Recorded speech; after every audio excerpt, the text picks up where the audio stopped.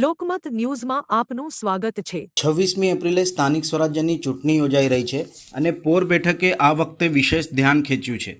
પોર જિલ્લા પંચાયતના ઉમેદવાર અંકિતા પરમારને ભારતીય જનતા પાર્ટી દ્વારા ચૂંટણી મેદાને ઉતાર્યા છે।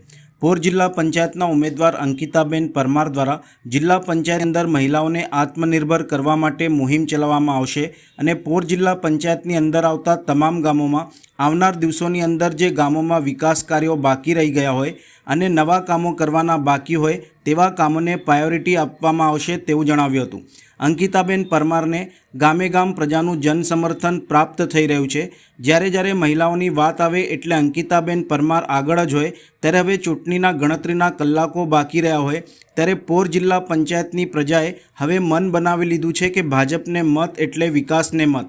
તે વાત ભાજપના ઉમેદવાર અંકિતાબેન પરમાર દ્વારા જણાવાઈ હતી।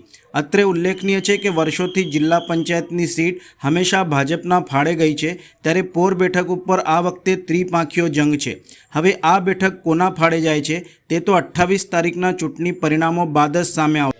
આજે ખલીપુર ગામેથી જ્યારે અમે પ્રચારની શરૂઆત કરી હોય ત્યારે હું એક ઉમેદવાર તરીકે મારા જનતાના એક ઘર સુધી સીધો સંપર્ક સાધી રહી છું અને લોકોનો એક જ વિશ્વાસ છે કે તમે વિશાળ બહુમતીથી જીતો, વિજયી ભવ થાવ। તો ત્યારે હું યુવા અને મહિલા નેતા તરીકે હું સંકલ્પ લઉં છું કે હું જે બોલું છું એ વચન પૂરું ખાલી બોલવા માટે નથી પરંતુ પૂરું કરવા માટે સંકલ્પ લઉં છું અને સારી રીતે વિકાસના એવા કામો આગળ પણ હું કરતી રહીશ અને લોકોના સમર્થનમાં કાયમ ઊભી રહીશ।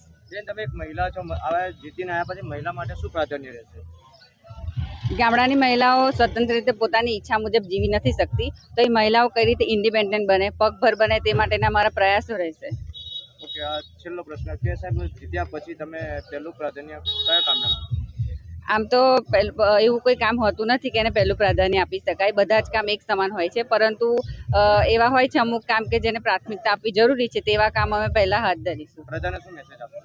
પ્રજાને એટલું જ મેસેજ આપવા માંગુ છું કે એક વખત ભારતીય જનતા પાર્ટી વર્ષોથી આટલા 30 વર્ષથી પણ વધારે કાર્યરત રહી છે અને એટલા બધા ખાસા લોકાર્પણ કર્યા છે, તો હવે પણ ભારતીય જનતા પાર્ટીને સપોર્ટ કરો અને લોકો વધારેમાં વધારે બીજેપી સાથે જોડાઓ।